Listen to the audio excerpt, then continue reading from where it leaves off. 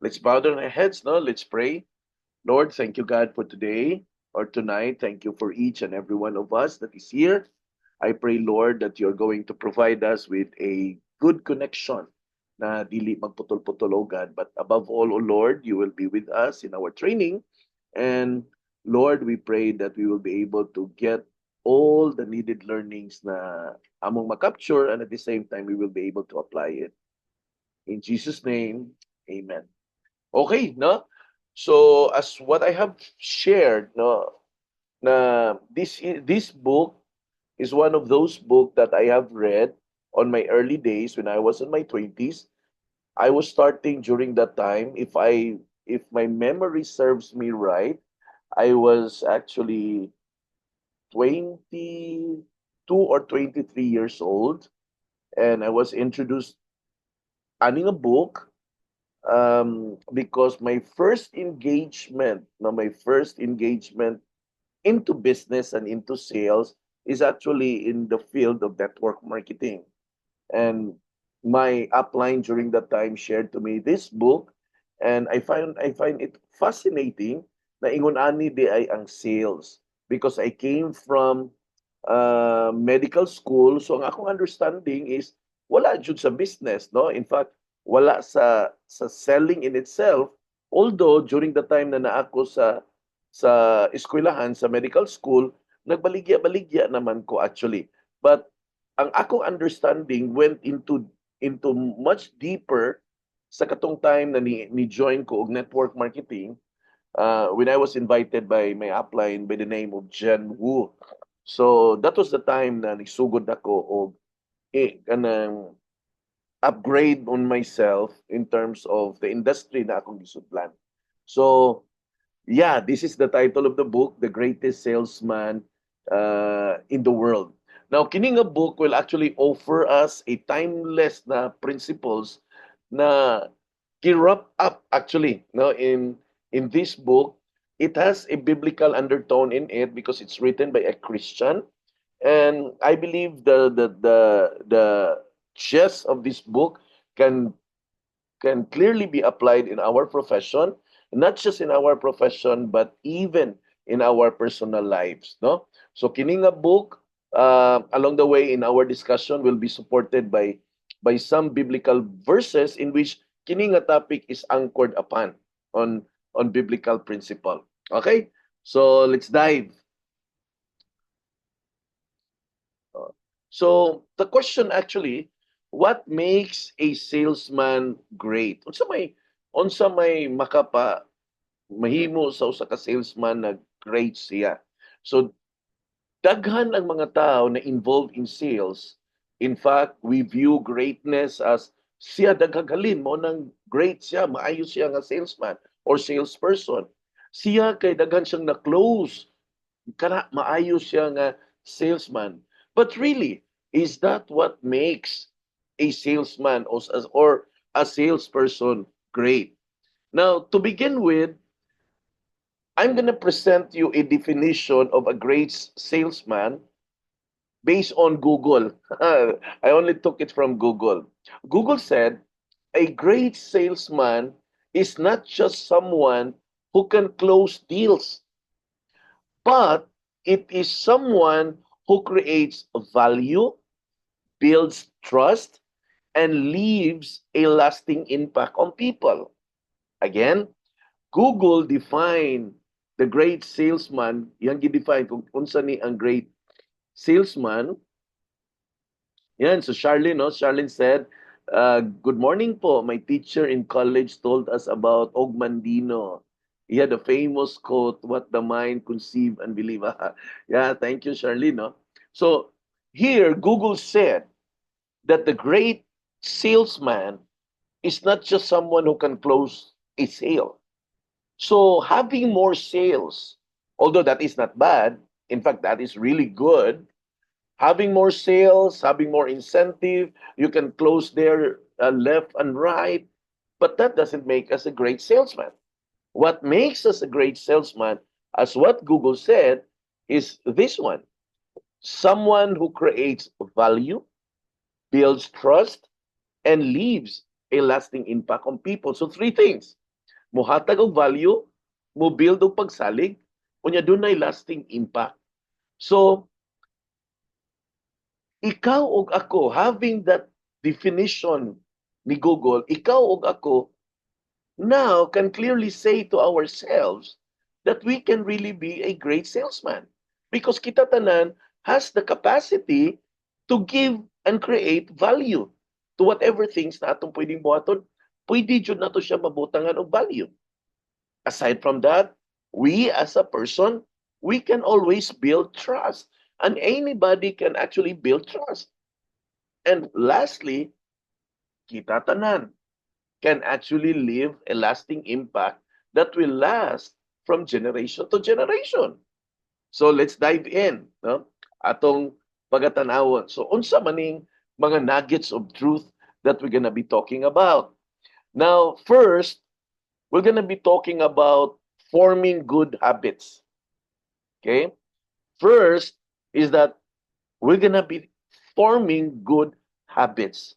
I suggest if you have your ball pen and a paper, kindly write it down so that you will not forget it. Now, in Hebrews chapter 5 verse 14, it says here, but solid food is for the mature, who because of practice have their senses trained to discern both good and evil. Now, I want you to I want you to imagine a baby. Ang bata, dili man nimo tagaan ang bata diretso og pagkaon na gahi. Gani ang bata will always begin with milk, either it's breastfeed or formula milk. Magsugod siya sa liquid, inom siya gatas, dinhinay-hinay nato siya pakanon og soft, pwedeng Cerelac or pwedeng lugaw. Then hinay-hinay matrain ang iyahang muscles diri sa sa baba sa iyang pagkaon that eventually muturok ang iyahang mga gipon, mo strengthen ang iyahang gums, mo strengthen ang sides sa iyahang facial muscles, then eventually makahinay-hinay na siya og kaon og gahi, in short, di ba? So dili gyud siya diha dayon na ang usa ka bata imo gyud yung pakanon og gahi because kinahanglan pa man siya i-expose, i-train, hinay-hinay og kaon until eventually kaya niya mo kaon og mga gahi. So that's exactly the same with habit, no? And how are we going to form habits? Now, in here, you always kita tanan, no? We always have reasons not to do things consistently. No? Kesyo usahay do na kay gikabisihan, usahay do na kay lakton, or usahay moingon kasi mong self, nakalimot ka. But let us always remember na the moment you and I will form good habits, eventually kanang habits na imuhang na form, as what my statement here, I will form good habits and become their slave. Not slave in a negative sense, but what I mean here is that pag doon na kay usa ka butang na na-develop nimo na imo siyang pagahimuon every now and then, automatic mabuhat na nimo without even thinking out of it. Na mistil dili na nimo kinahanglan hunahunaon, automatic mukaon na mulihok na kana. Let's say for example, going back to this illustration ganina na about baby. Ang baby sa dihang gi-introduce na nimo siya food, na-develop ang iyang habit sa pagkaon, buntag udto hapon, until eventually nagdako siya na kaya na niya mo itog food, nagahi, then eventually kaya na niya mo eat na siya na lang. In fact, ikaw og ako maka-experience na we don't even think of eating for us to eat. Di ba? Automatic mo, inom ka, mo kaon ka, maligo ka, dili man ka kinahanglan og mag-think na, uy, mao din ni akong buhaton kung mukaon ko, mao din ni akong buhaton kung maligo ko. If there are any drivers here, katong nakasuway og drive, bisan pagdugay na nga katuigan na wala ka mag-drive, the moment na mo drive ka balik, automatic mo balik siya. Nga naman, because the habits was there and the reflexes was there. So tungod kay na-develop na siya through time, The moment imo siyang balikan, even if dugay ng panahon na wala ka mag-drive, maka-drive rin jud ka pagbalik. No, that's exactly ang illustration with the habit. But the most challenging part is actually how are you going to develop it? Mao man ang pinakadako og challenge na atong pag-aatubangon dinhi. Unsa man nimo pag-develop na ma-develop nimo ang habit. Now, there was a training that I conducted here in the training night that entitled The 21 Days to Develop a Habit. We only need 21 days para ang usa ka butang mahimo nato siyang habit. But within the 21 days na ato siyang pagabuhaton, we've got to do it consistently. Now, let's going to put up some application here. Now, the success in sales, this is about daily discipline. Okay? Our success in sales is dependent on our daily disciplines. If you cannot develop that discipline, then we will have a hard time climbing towards the ladder of success. Now, what are these disciplines? Let's say, for example, prospecting. Prospecting is the lifeblood of our business. Without a prospect, without a lead, there is no business. In fact, in the real estate business, 90% of what we are doing here is to look for leads or to look for a prospect. Now, there are so many ways in order for you and me to find prospect. Okay? Now, we can go traditional. When we go traditional, you just simply think of those people whom you know in the past na pwede nimong baligyaan og properties. If we go digital, we have so many platforms in order for us to do that. We have Facebook, we have Instagram, we have TikTok, we have YouTube, and we have other platforms like Lamudi and many more. But the question here is, are you using it and doing it consistently, day in, day out? Because no matter how good and beautiful our project is, if you are not promoting it on a daily basis, then definitely you are not going to get a prospect. Tama ba? Okay? So, in here, the very challenge or the very question that I believe you and I needs to answer is, how's your prospecting? How's your lead generation? Are you doing it every day?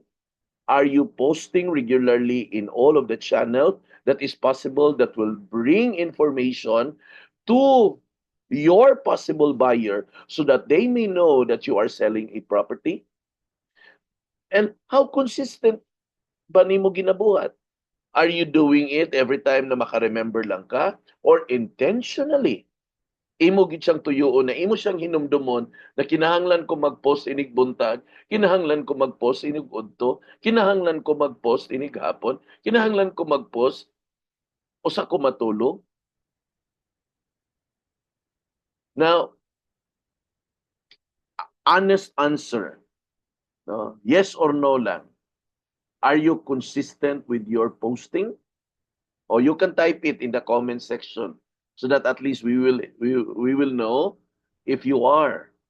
Are you consistent with your posting? O yes or no lang ang tubagan na. No. So not yet. So the question is, when will you going to start? Because nothing will really happen unless you start it. Now, I believe you already have heard so many trainings coming from DPPI. I believe you have attended a lot of skills training already. But the question always remains, when are you going to start doing it? And when are you going to decide that you are going to do it consistently? Now, question, I would like to ask this. Who among you here that is listening to me right now is willing to take on the 21 days challenge to post project regularly within the next 21 days. So kinsa man diribe. Kinsa may willing mo take sa challenge to post on a regular basis for the next 21 days that we willing to do it buntag, unto, hapon, o dayong pagtulog. Ang ni say, yes, be, tanaw na to. Si Roslyn, si Realme, si Sarah, si Charlene, si Glenn. By the way, Glenn, congratulations for your commission from China Bank. Marilu, si Alice. How about the rest? We are 25 in here. Si Vanessa, okay, good. How about the rest? You don't want?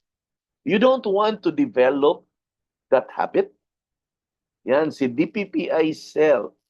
DPPI Cell, is this Maricel? Maricel Sungahid, Maricel Diuconio? Yes, okay.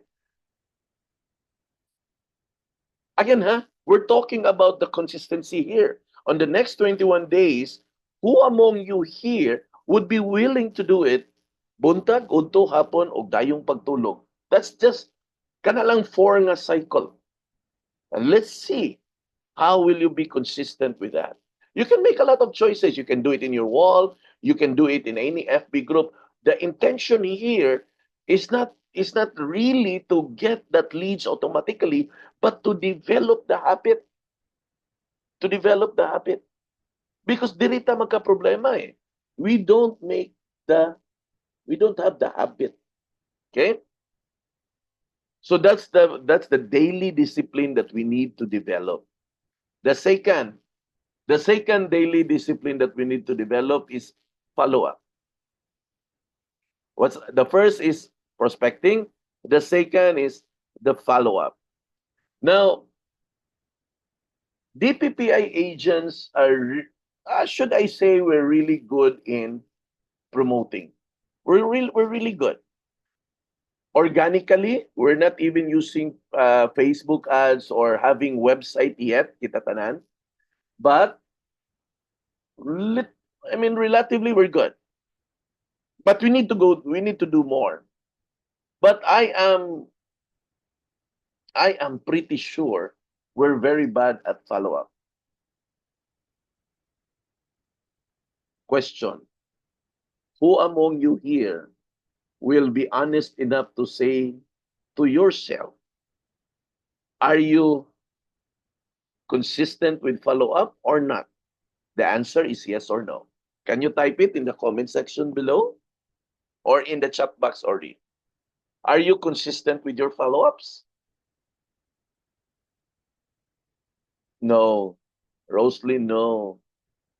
Maricel, no. Almost all of us is not. A lot of sales happen not on the first encounter. Most of the sales happens during the follow-up. Realme said balance reserve. Okay? Most of the sales happen not on the first encounter, but most of the sales happen during the follow-up. Now, here, this is the key. When we make follow-ups, the most common statement that we offer to people when we say follow-up, no, is just simply to solicit the answer como palit na ba siya or dili. Well, in a sense, that is one of the way we do follow-ups.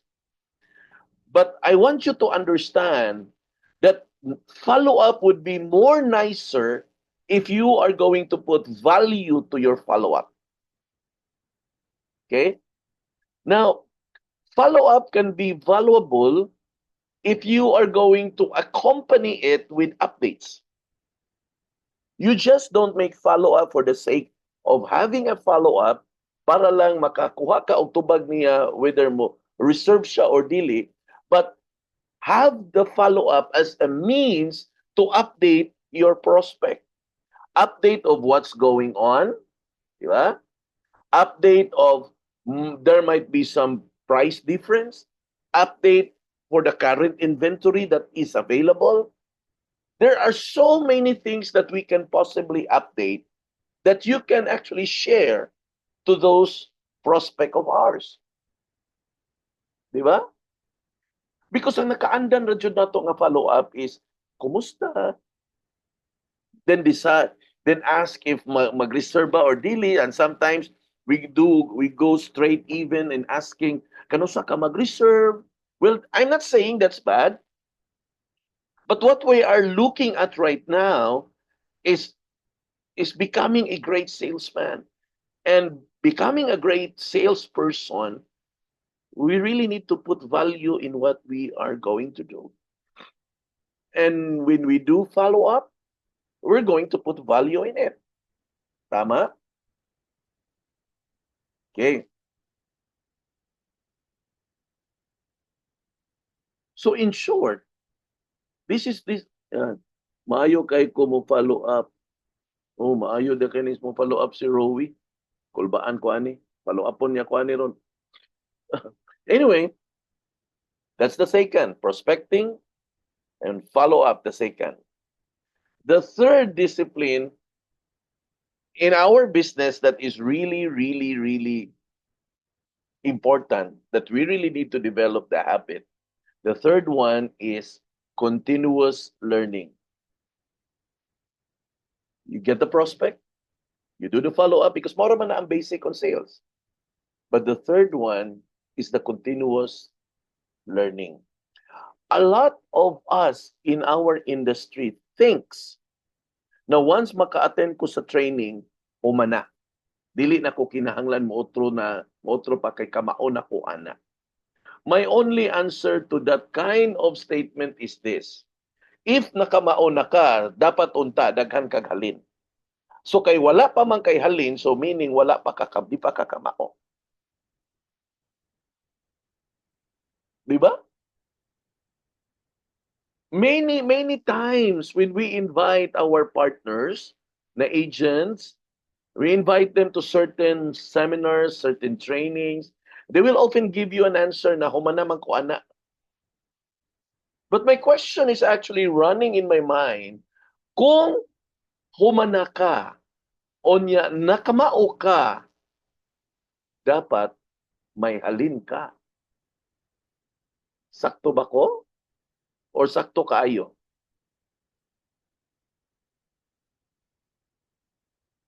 At unsa man? Sakto ko or sakto kaayo? Sakto kaayo. Thanks, El.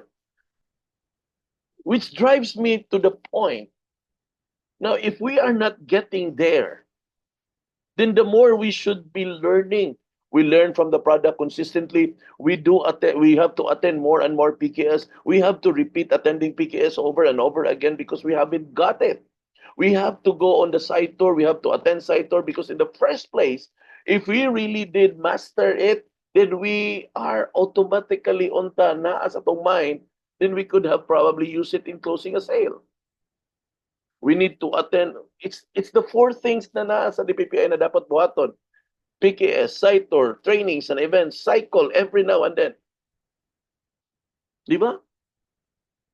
So in short, because our result speaks more, then I guess dili na ta kinahanglan pa kulitan na gyud ta pag-ayo magpa-invite kung dunay PKS or site tour. You attend. By the way, tomorrow we will have a PKS in Shang Properties. Then you attend. For all you know, you can sell 44 million worth of units. Ayaw na magpaagda. Attend. Second, okay. So number one is form the habit. Number two, great day with love. No? A great day with love. In 1 Corinthians 16 verse 14, it says there, let all that you do be done in love. Now, in the business sense here, in the business terminology, we call it passion. Do the things that you love the most. Pwede po Learn to love whatever things you do. Now, here guys, no, in 1 Corinthians 16:14, it says here, let all that you do be done in love. The Bible says it's very clear. The Bible statement is very clear na kung ang usa ka butang imong buhaton na adunay gugma niana, dili na siya bugat, dili siya kapoy, gani ma-enjoy ka, malingaw ka, and you will find the day fulfilled. Chill lang ka because you love what you do. Diba? Now, in here, look at it this way. Tell yourself every day, I will greet this day with love in my heart. Okay? Usahay inigmata nato inig kabuntag, bugat kayo ang atong pamati sa usa ka adlaw. Because we really never learn to appreciate the day. Instead, inigmata nato sa kabuntagon ang tanan nga mga masud sa atong hunahuna kay puro trabahoon, unya the next thing that our mind will run is kung unsa kadaghan ang atong trabahoon, which eventually makes us more think unsa kakapoy ang atong trabahoon. But if we're going to do the reverse of it, greet the day first. No? Greet the day with love in your heart, in my heart. That's what I said. The best way to begin with, is begin it with prayer. That's the best way to love the day. Begin it with prayer. Which leads me to my next invitation, that tomorrow is Tuesday. I really would appreciate if you could join us in Tuesday prayer. Well, let's all begin the day with love in our heart.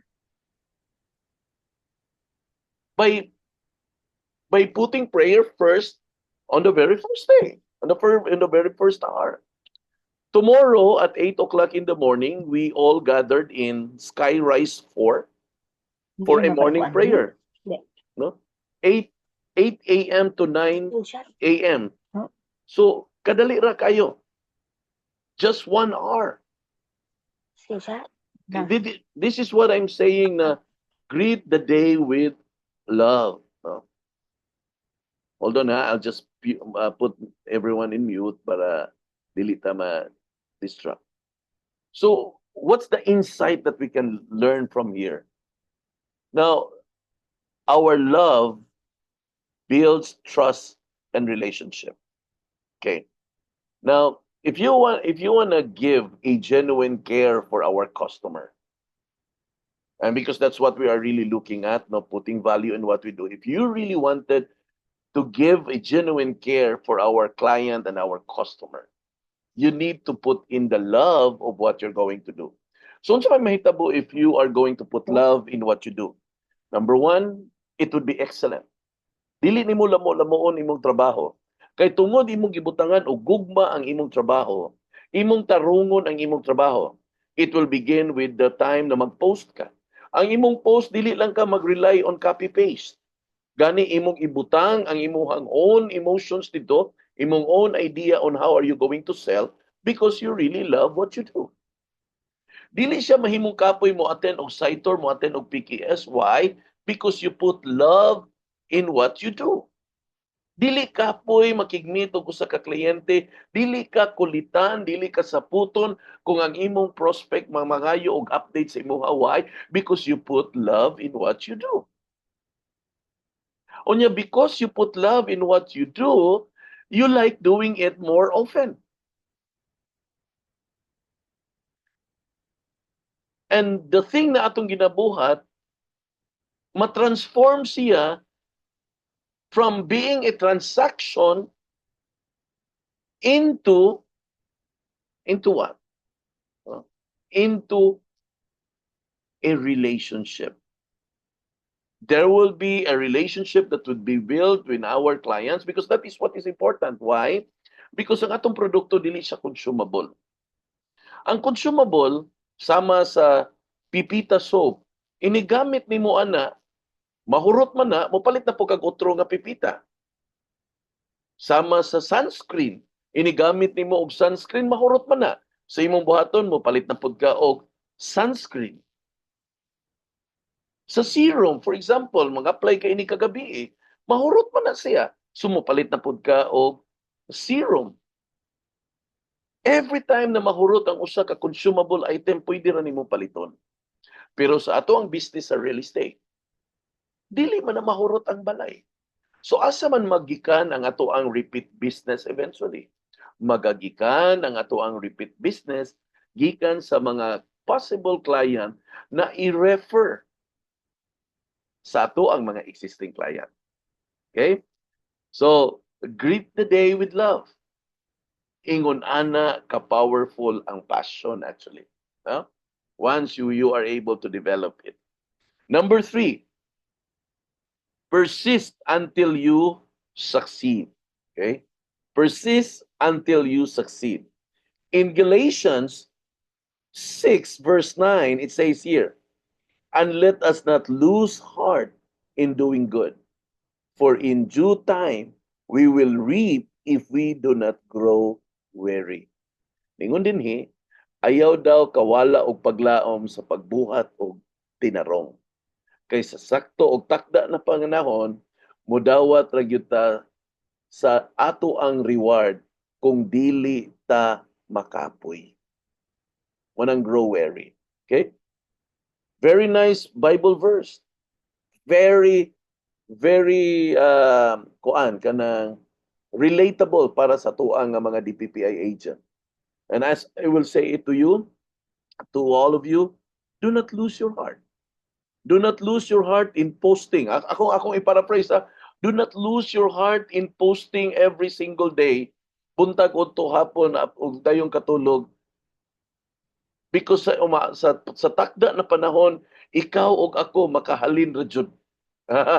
Ingon ana ang translation ani kung atong i-translate into DPPI language. Okay? If we are going to translate this into a DPPI language, very simple. Ayaw kawala sa paglaom sa pagkanunay og post buntag udto hapon kay sa takdang panahon ikaw ug ako makahalin ra gyud. Di ba? So, very nice. No? Very nice. Persist until you succeed. Ang mapildi nato dinhi ang muundang rajon. Kung dili ka muundang, dili ta mapildi. Dili ka mapildi, makadaog ka. So, tell this to yourself every day. I will persist until I succeed. No? I will persist until I succeed. Friends, giving up is not an option. Once I had a training and we made a statement, I will not give up until I win. Right? You remember that statement? I will not give up until I win. Now, I would like to ask this. Are you willing not to give up until you win? Yes or no? Type daw diya sa chat box. Are you willing not to give up until you win? Yes. Then make it happen, no? Tell it to yourself, make a decision today that quitting is not an option. Affirm that to yourself. Quitting is not an option. Ang pag-undang wala na sa akong bokabularyo. Kung naa kay dictionary diha, hala, papaa na. Because quitting is not an option. Kay kung ang tao mula hutay lang, I believe kaya niya i-overcome ang tanan ng mga rejection. What will keep us on every rejection is the endurance na naata. And that is the decision that we make. Abi nimo daghan do na koy usa ka module ana how to handle objection. Pero at the end of the day no, sa sige na kung tan-aw sa module na akong gihimo, no matter how many trainings that we're going to do about handling objection, if the heart is not ready and if the heart is not willing to endure, useless. Ano man. We may be full of the knowledge on how to handle rejection, but our heart is not ready to accept the pain. And the reason why people quit, it's because they cannot handle the pain. It is not about that they cannot handle the rejection. They quit because they cannot handle the pain of being rejected. That's the point. Di ba? Kung ka maundang tungod kay dili ka ka-handle sa objection, di undang ka kay dili nimo kaya ang kasakit. That's exactly the point here. When I browse and look at on the training on how to handle objection, I said, no, this is a heartless training. And that is exactly the reason why when I make the training, and I forgot this, that ang training DI should accomplish two things. It will sharpen your mind, but at the same time, it should strengthen your heart. Di ba? Again, when we make trainings, it has to accomplish two objectives.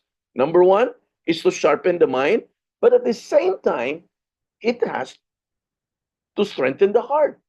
Because a lot of people, no matter how good they are, if they cannot endure the pain, they quit.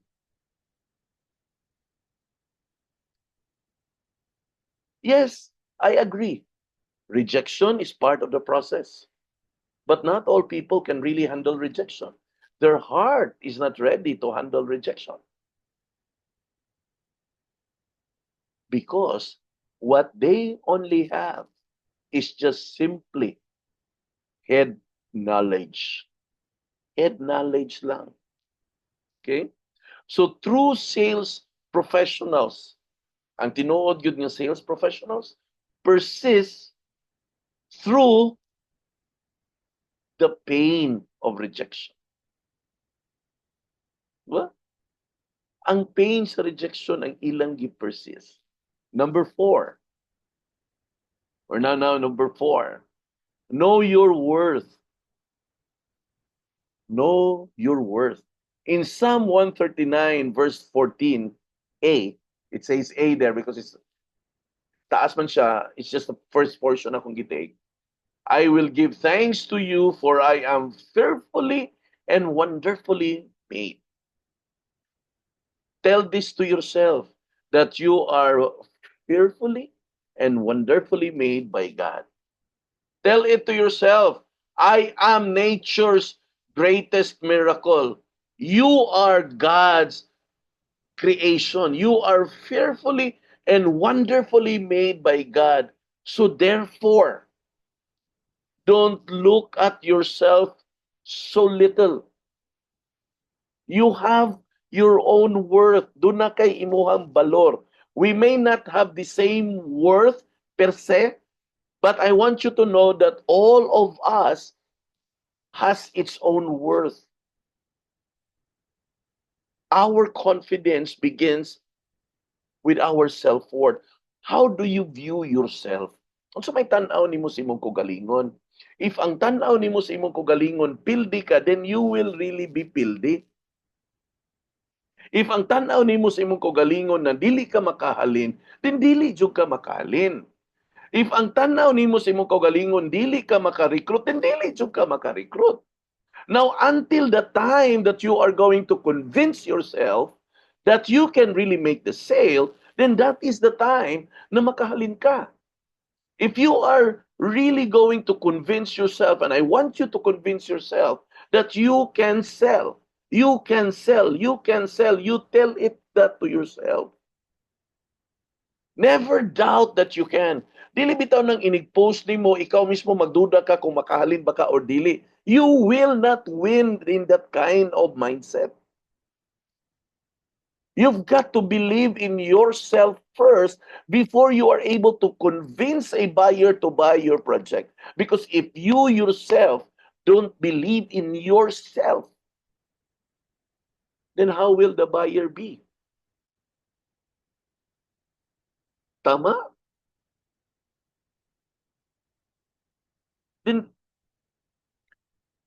when I was pondering what will be the training night would look like, when Maricel said to me na I think you need to really bring back the training night. And I was really looking at then, unsa man akong i-train? I have given everything already. And Miss Nova reinforces the training as well. They are very much knowledgeable already. They already have full of knowledge. And in fact, we have so many in our organization already that are studying real estate management. They're better than me. I, I I'm I'm I'm always asking myself, what are the things that I can still give? But it was then that I begin to realize that until our agent will be able to see their worth, they will never be able to produce a sale. So my friends, you've got to believe in yourself. The moment you post, believe that you can sell. The moment na mag-recruit ka, then believe that you can recruit. It will never happen unless you believe in it first. Now, every salesperson understands the complexity of our business. But always remember that kada usa nato will always have its unique value. Di ba? Kada usa nato will always have its unique value. And whatever value you look into yourself, mausa na imong gamiton na values sa imuhang pagtanaw sa imuhang prospect, sa pag-atiman nimo sa imong prospect, sa pag-build nimo sa imuhang confidence. Number 5, live each day fully.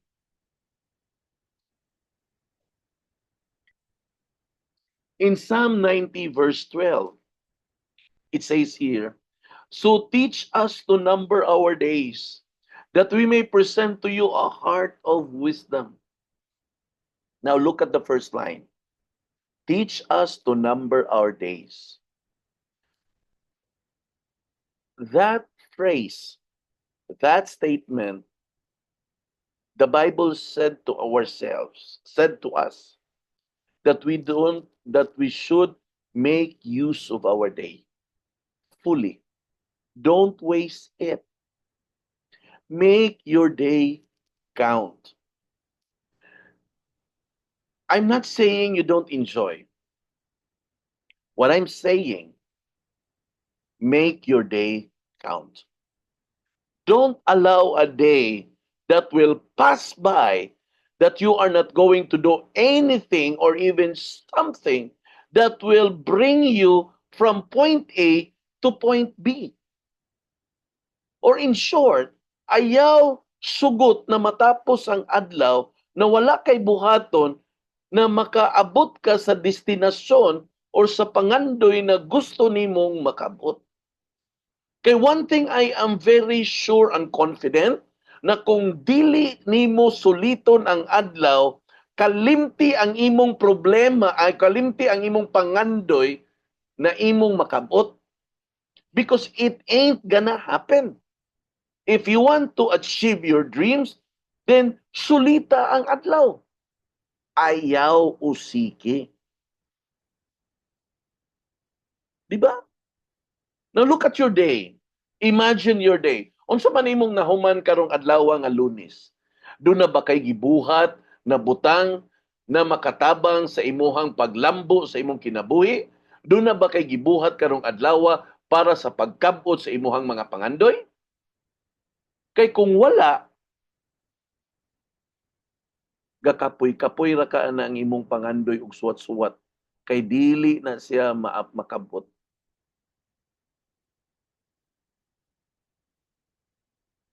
Di ba?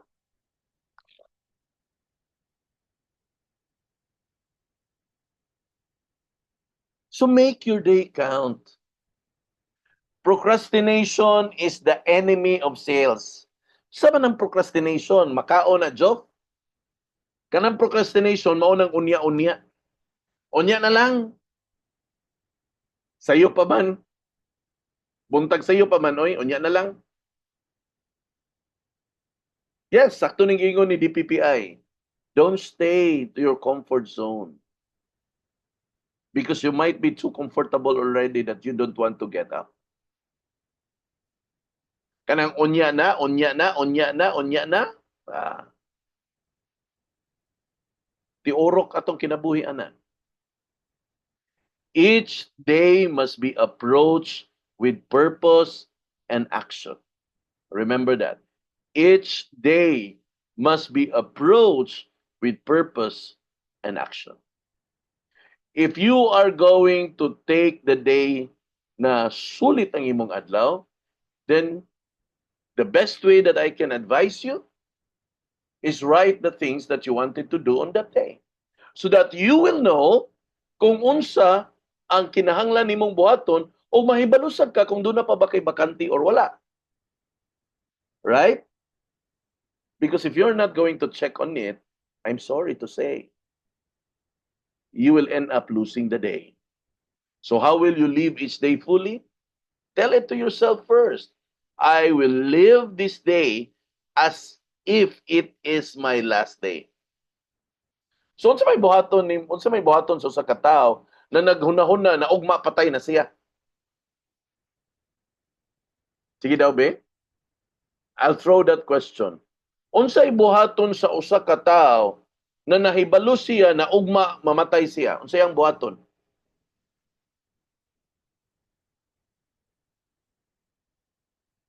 Any suggestion? Say suggestion nimo. Kung ikaw na karon nahibaw ka na ugma mamatay ka, what is it that you are going to do? Do nothing? Or ang tanan na pwede nimong buhaton na imong mga habilin si imuhang anak imong buhaton? Manugon, exactly. Friends, we keep talking about success. But if you continue what you're doing right now, forget success, my friends. Let's make use of the day. Likayin na ng unya-unya. Act with urgency. Dili pwede ang maglangay-langay karon. Pildi ta ana if maglangay-langay ta. Ma-absent ta. Number 6, master your emotions. In Proverbs 16 verse 32, it says here, he who is slow to anger is better than the mighty, and he who rules his spirit than he who captures a city. When we talk about mastering emotions, there are so many emotions that are really involved in sales. One of which is actually anger, of course. There are times that you're going to be angry of the situation. But the most prevalent na emotion na you and I will really experience in sales is the emotions of being rejected. Rejection. And oftentimes we always tell our agents that in selling, you get more no than yes. You get to be rejected more than being accepted. Now, these are emotions that are real, that all of us here in DPPI have felt and have experienced it. But I'm not saying that you can avoid it, because we cannot avoid it. There will always be a case that you and I will really go through this one and experience this one. And because we cannot really avoid it, I think the best way is to be prepared for it. The basic of preparation is understanding that it's real. Okay? The basic of preparation is in the understanding that it's real. And it will happen. So we really have to start really conditioning our mind and telling it to ourselves that we need to be on top of every emotions there is. Kinahanglan untap ta ana nga mga emotions. Affirm this to yourself on a daily basis. Today, I will be master of my emotions. Again, you tell it to yourselves every day. The moment you wake up in the morning, you tell it to yourself, today I will be master of my emotions. So that somehow you will be intentional in overcoming if there is a possibility of rejection, if there is a possibility na indianon ka sa imong ka-appointment, at whatever form of emotion na moabot nimo, you will be able to master and control it because right from the very beginning of the day, you have affirmed it to yourself that you are going to master your emotions. Now, emotional intelligence is very critical in sales, as much as in life as well. Why? Because sales involves pressure. It involves pressure. Apart from the rejection, it involves pressure. More so, it involves frustrations. Diba? Apart from rejection, there is pressure. We get frustrated as well. Mastering emotions allows for consistent and clear-minded decisions. If we can master this emotion, we can be consistent of what we are doing, and we can really make some good decisions out of it. Okay? Number 7, laugh at the world. Katawi ang kalibutan, laugh at the world. In Proverbs 17 verse 22, it says here, a joyful heart is good medicine, but a broken spirit dries up the bones. Again, no? A joyful heart is a good medicine. So therefore, ang malipayon na kasing-kasing, hindi na siya ma-high blood. Kaya malipayon man. Pero katong wasak ang espiritu, mukuto ang mga kabukugan. No? But a broken spirit dries up the bones. Friends, laughter and joy is still the best medicine. And you know what? Both laughter and joy provides every one of us the resilience that we need. As a Pinoy ha, kay kining Pinoy, taliwala sa mga problema, bisag katiwala atong COVID, usahay na magbaha dito sa Manila, maglangoy-langoy pa dito, magkatawa pa. But that's who we are. That helps us to fight against crisis, no?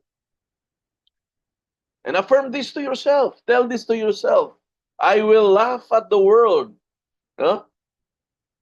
Yeah, dunganan ni mo, ha ha ha ha ha. Di ba? It brings joy, right? Daghan patag ihuna-huna, daghan patag problema, daghan patag pwedeng buhaton. Magbugot pa ka diha, di samot nakakapoy. So learn to laugh at the world. Yeah? Tell it to yourself every day, the moment you wake up in the morning, no?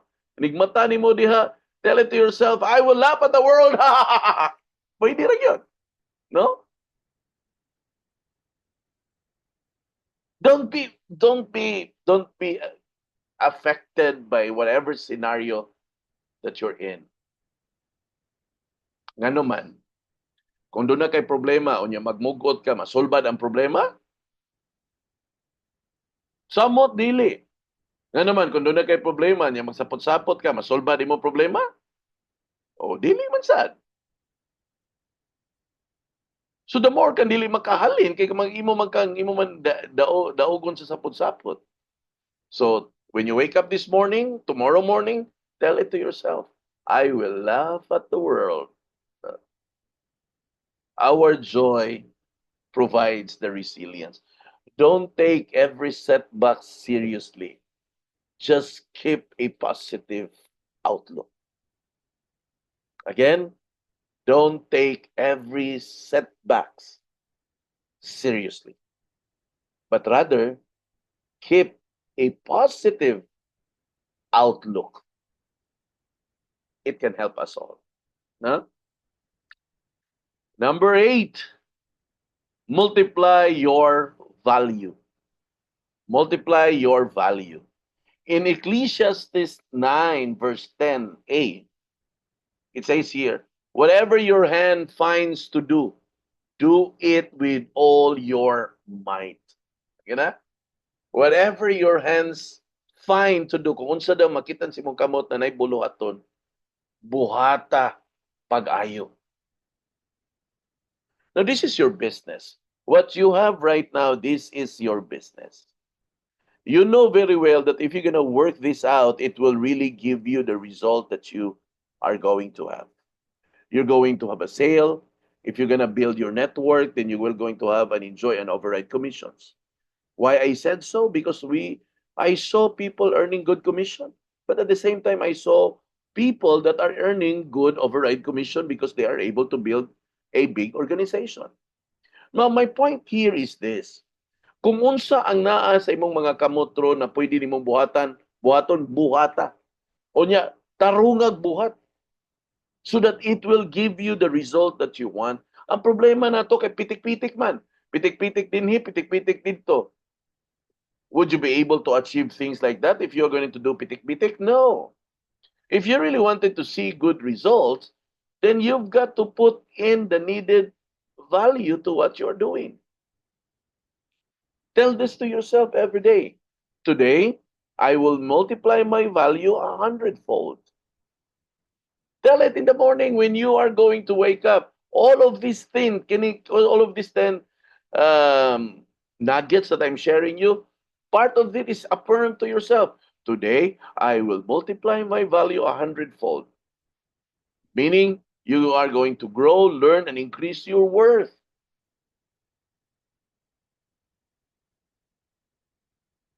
Always improve in all aspects of our business. Improve your skills. If there are available training that will probably improve your skill, do it. If you are servicing your client, then be the best in it. Do it. If you are trying to learn how to present the DPPI business presentation, then learn from it. Then the moment you start presenting it, be the best in it. Learn from other people, observe from other people, correct your own mistakes if you have noticed it. Do it often as you can, because there's no magic in being the best in what we do except to just keep doing it. If kanunay nimo siya buhaton, I promise you, you will greatly improve in those areas. Number 9, act now. In Proverbs 27 verse 1, it says here, do not boast about tomorrow, for you do not know what a day may bring forth. No? Ayaw daw panghambog kung unsay ugma kay wa ka kibaw kung unsay dangatan karong adlaw sa Bisaya pa. Successful people, remember this, successful salespeople don't wait for the perfect time. Because the perfect time is now. Okay? For salespeople, again, I'm going to say this to you. We don't wait for the perfect time, because the best time to start and the perfect time to do it is now. So tell it to yourself every single day when you wake up in the morning, I will act now. I will act now. I will act now. I will act now. Take that immediate action. Be decisive in whatever things that you have decided to do. Ayaw siya langaya. Take that immediate, decisive action right now. Number 10, pray for guidance. In Proverbs 3, verse 6, it says here, in all your ways, acknowledge him, and he will make your path straight. In all your ways, acknowledge him, and he will make your path straight. I'm going to share this invitation once again that tomorrow there's a Tuesday prayer at 8 o'clock, 8 a.m. to 9 a.m. in IT Park Skyrise 4. DPPI will be there. I'll be bringing the DPPI van tomorrow morning. If you're gonna join, please inform Romilin so that you can take the DPPI van with me. I'll be leaving earlier at 6 o'clock kay matraffic man. Igo po na maabot dito at 8 o'clock. Because I always believe that the true strength of DPPI has always been in prayer. Last Tuesday, we gathered and prayed. Every Thursday in the office at 1 o'clock, there are people in there who gathers to pray for all of you guys. We are praying for you. We are praying that you can have more sales. We are praying for your family. We're praying. The reason why we have sales, in fact, this is my personal testimony to you. We prayed Thursday, sorry. We prayed Thursday afternoon, 1 o'clock. Literally, we've been praying for sales. We prayed for our partners in Bacolod and in the other parts, and also in Cebu.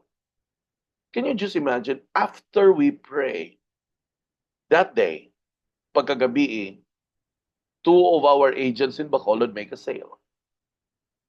The following day, one of our agents in Cagayan de Oro made again another sale. Was it coincidence? No. It was an answered prayer. So my invitation sa inyo guys is two things. I invite you all to attend Tuesday prayer tomorrow at 8 o'clock. And I would like also to invite you every Thursday, 1 p.m. in our office.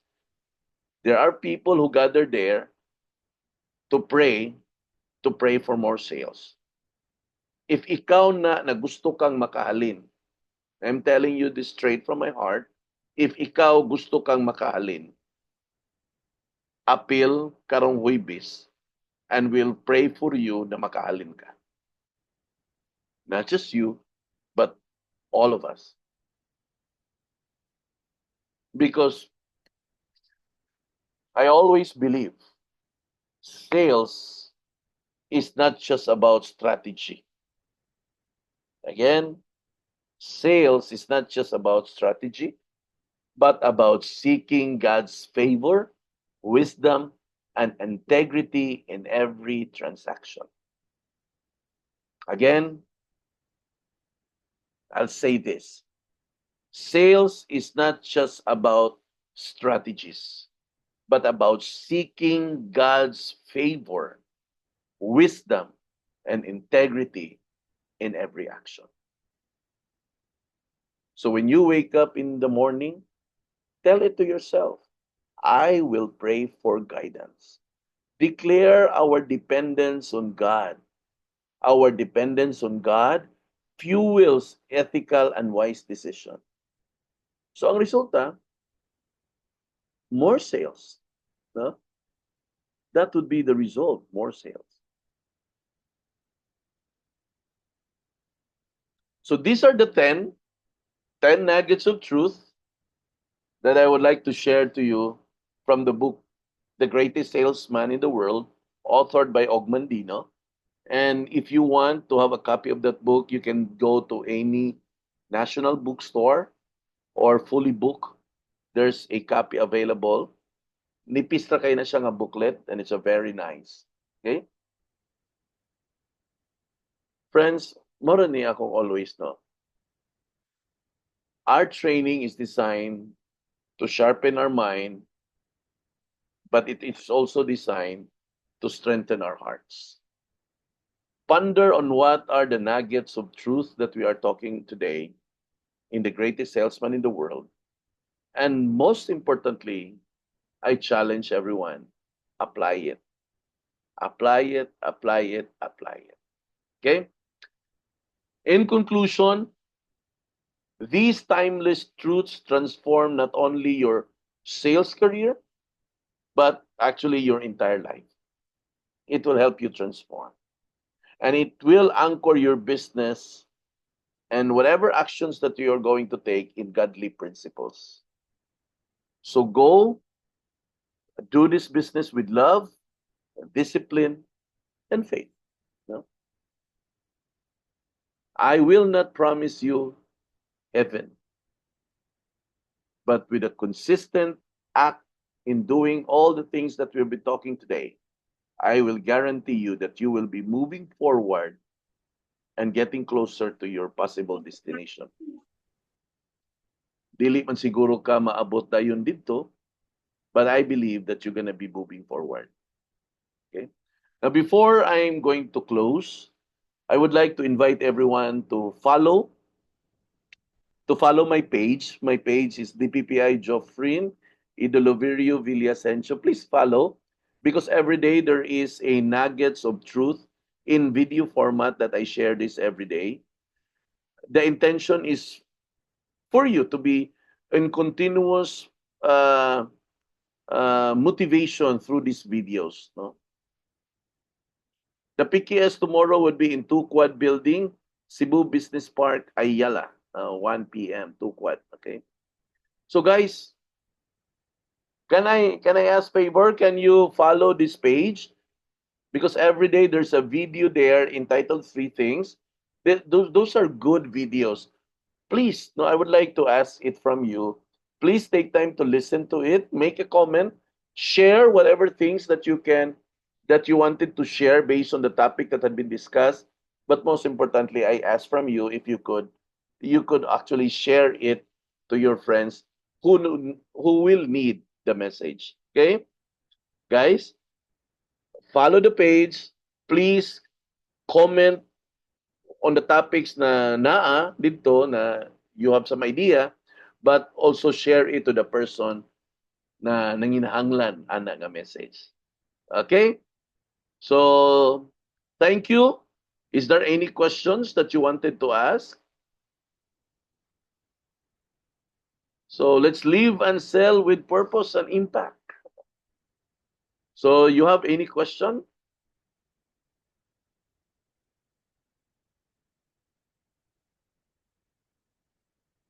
Okay, no? So, mag group picture ta.